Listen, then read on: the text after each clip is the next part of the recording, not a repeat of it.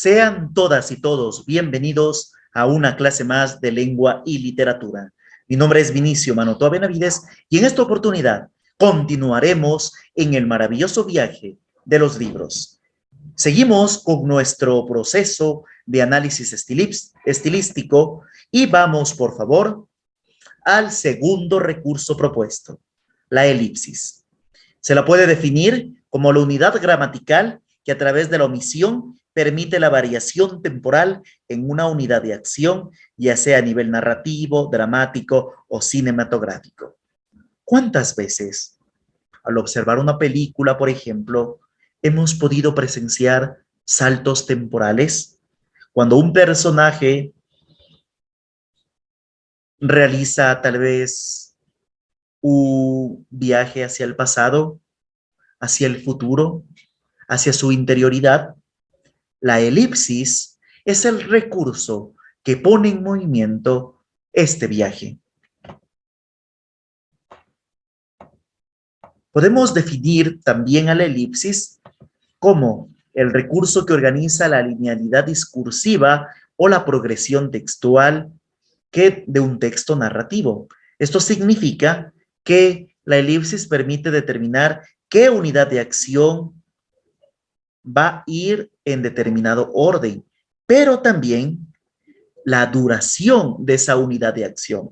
Por eso podemos encontrarnos con acciones que pueden durar varios minutos, varias horas incluso, pero también con unidades de acción que pueden durar siglos, milenios, pero que al momento de ser escritos están escritos simplemente con 2, 3, 4 palabras. Ejemplo, muchos años después. Esa sola frase ha permitido hacer un salto temporal, pero también un momento de organización de la duración de esa unidad de acción. Por ello, la elipsis es una omisión estructural, debido a que no podemos, o el autor o el narrador, no puede irnos contando todo lo que sucede en el curso de un relato, nos cuenta simplemente las acciones más sobresalientes, pero nos lo cuenta desde una perspectiva de rapidez, desde una perspectiva además de condensación, donde nos muestra los aspectos relevantes, pero no nos muestra los detalles, a veces no son minuciosos, porque hacerlo tal vez ya no es parte de nuestra estética. Tal vez en la estética del siglo XIX era común que la duración demorase más, pero en la actualidad, la vertiginosidad de nuestra época, el hecho de vivir un tiempo marcado por el instante, por la necesidad de lo instantáneo, nos ha hecho que consumamos relatos con mayores acciones. De ahí que la elipsis sea este salto temporal.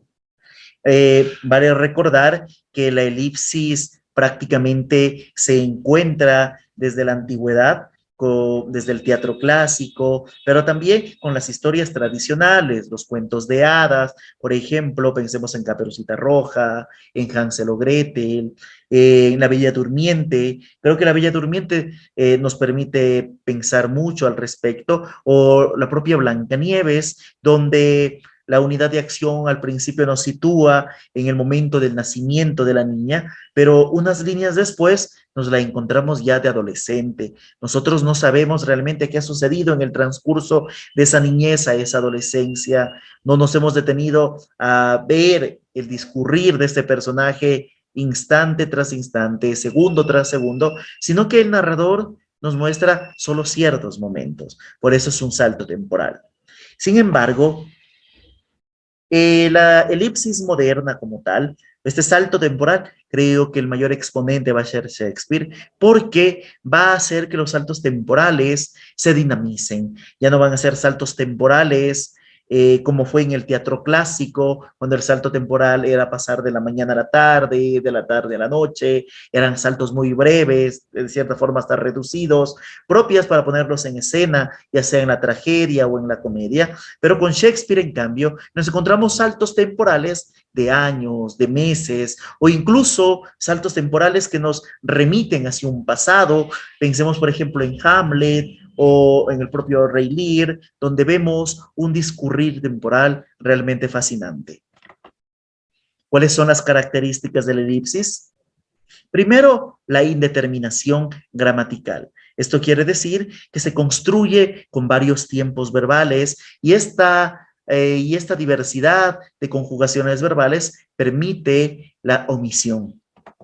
Además, se caracteriza porque nos entrega relatos que sean más rápidos, con un estilo tal vez más contundente, pero al mismo tiempo nos entrega con acciones muy vertiginosas, de cierta forma. Pensemos como por ejemplo cuando alguien escribe y las oraciones son muy cortas, eso hace que el estilo sea veloz.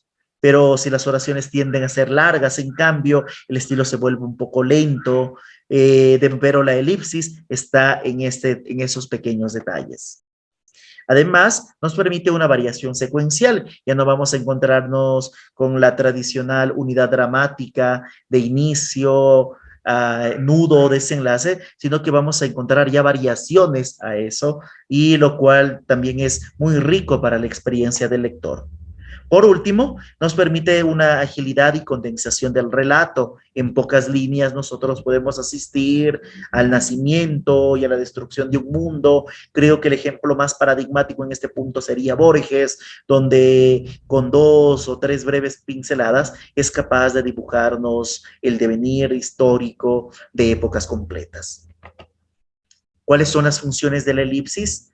El dar estos saltos temporales, y al hacerlo, a ver si el salto temporal hacia el pasado, tal vez hacernos una retrospección, pero si una retrospección, por ejemplo, hace miles de años atrás, entonces hace miles de 4 palabras han permitido condensar miles de años, una prospección, adelantarse en un futuro muy, muy lejano, y sería suficiente.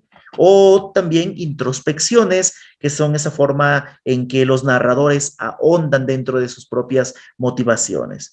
Por ende, cuando nosotros localicemos elipsis, lo importante aquí es entender cómo está constituido el tiempo dentro del relato. Por ende, yo les recomiendo también revisar el video sobre el tiempo que también está dentro de este canal, para que tengan un poco de mayores elementos para poder hacer el respectivo reconocimiento. No obstante, aquí nosotros vamos a presentar también un modelo de justificación.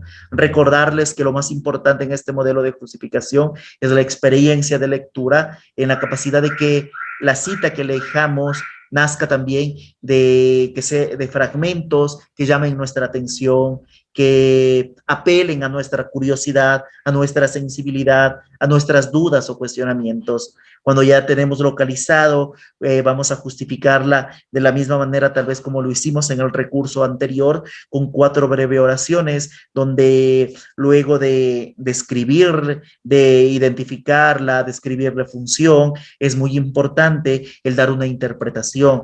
Desde mi punto de vista como lector, ¿para qué está sirviendo la elipsis dentro del relato? ¿Es oportuna? ¿No es inoportuna? Pensemos qué pasaría si el salto a mí me impidió conocer detalles sobre el pasado del personaje que tal vez hubiesen permitido que mi comprensión fuese más rica al respecto.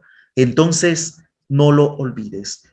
La elipsis permite que nuestros relatos, que nuestras historias, que nuestras películas se dinamicen, pero ante todo nos permiten entender que el tiempo es una construcción que nosotros hacemos en diálogo con nuestras sensaciones y con nuestra percepción de la realidad. No olvides suscribirte al canal Gigante Enterrado, Didáctica de la Lengua y de la Literatura. Nos veremos en una nueva oportunidad. Muchas gracias.